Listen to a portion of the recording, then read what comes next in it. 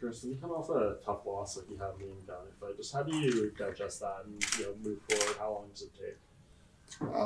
It's pretty easy. I guess said I got over it between the night it happened and I was over it before I got back to America. So like 2 days. Like I said, it just happens sometimes. You're the hammer, sometimes you're the nail. Yeah, I got caught. There's not much I can really do about that. So I got over it pretty quickly. Which one was harder to take, that would come with the first fight, or the doctor stepped in? I know you never really felt like that was a true loss. What happened there? That was harder because I was still conscious enough. I was still able to. I felt I could still go out there for that last round. So that was much harder. That took weeks. Yeah. And I know you mentioned briefly yesterday, you think you're both young enough in this division where you could potentially see a third fight happening down the road. Is that like what's more important to you, maybe righting that wrong or getting that title, or do you think they kind of go hand in hand? It's not important. It wasn't as important after the first one.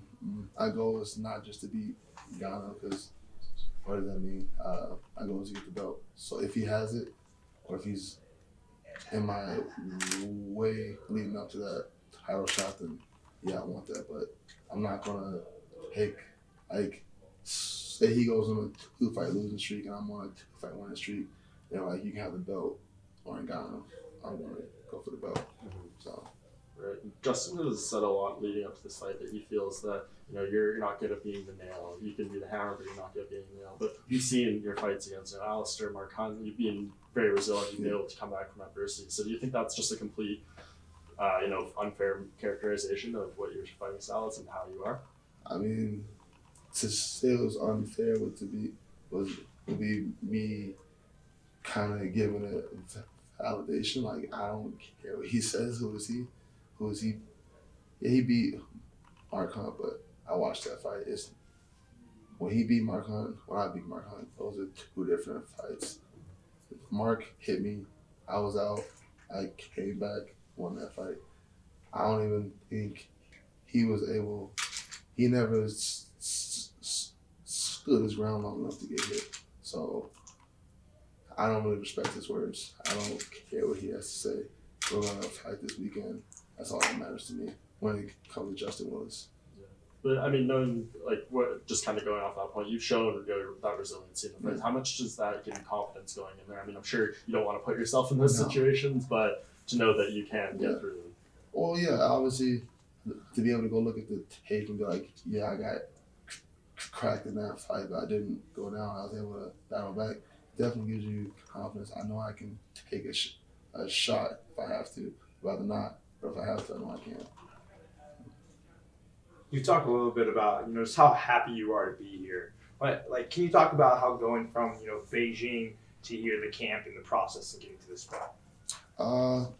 After Beijing. Yeah. Yeah. After Beijing, I took off like a week just to relax, and then we got right back into the gym. And we've been in camp mode even before I got the call for this particular fight. I was already in camp mode. I didn't know when or who I would be going against.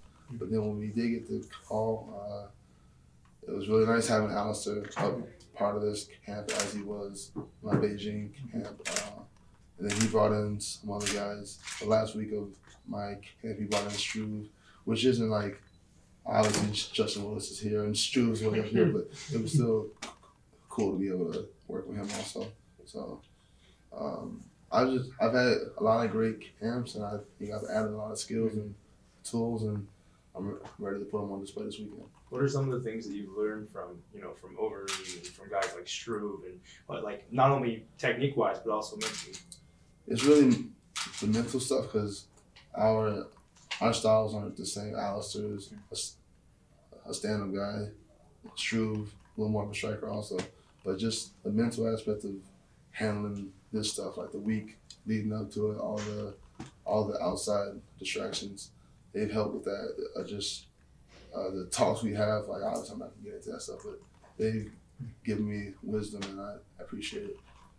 Chris, I'm curious to know what you think of MMA fans, because I always see you in the comment section of like MMA Junkie Instagram and Man, other accounts, like, going back and forth with them and writing the shit. What's the motivation to do that, and what's just your perspective when you? Because I come from a wrestling world where there's not a lot of talking. Like Askren he's a little different, but most wrestlers we don't really talk a lot. And when I do hear someone say something that I feel is disrespectful or inaccurate, I don't get why people have an issue with me like giving them my insight. Like I thought that's what fans want. I thought that's what social media is about, like interacting with the athletes that they want to follow or the entertainers or whatever.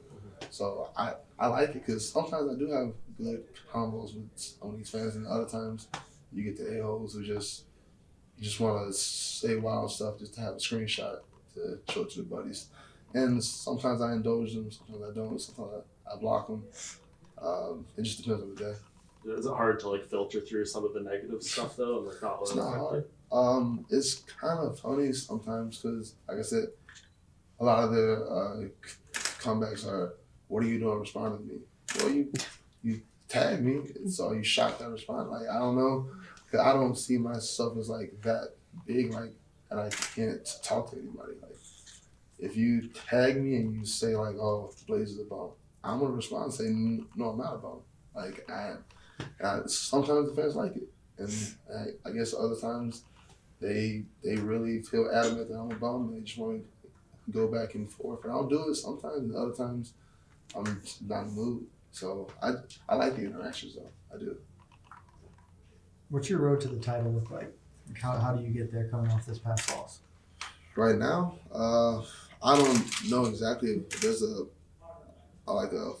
foolproof like roadmap, because who knows what's going on with DC and Brock, and who knows guys are getting suspended, guys are dropping out, dropping in. Derek Willis retired for a little bit, then he came back. So I have no idea what the roadmap is, to be honest. And I really don't try to put too much of my mental effort into that because it's kind of pointless.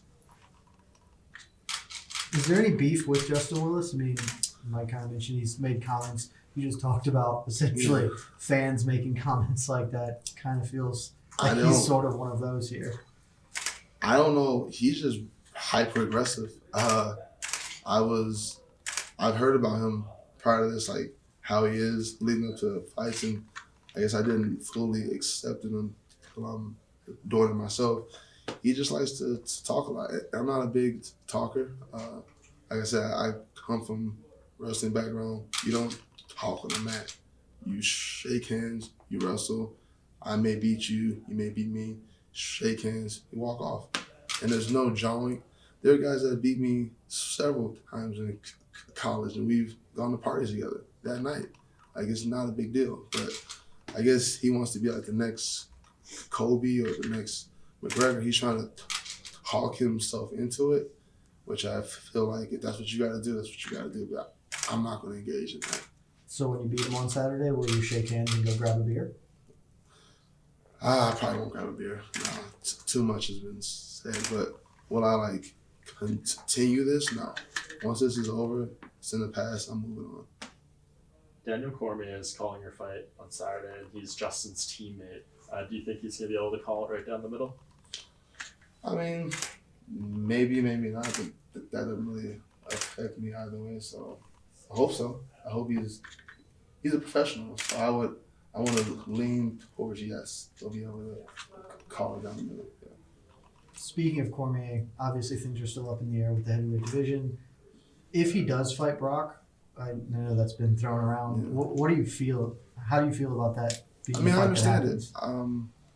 Like when it was first brought up last year at UFC 226, I was there, so I saw the whole Brock going in the cage, calling out Stipe, calling out these. I saw it. I get it. It's hyping it up. They want to send EC off with that big payday, and he's earned it. He's been the face of the company for like the last 4 or 5 years. He's fought John Jones. He's fought Anthony Johnson. He's fought some of the best names. So he's earned this. So I I have no problem with it.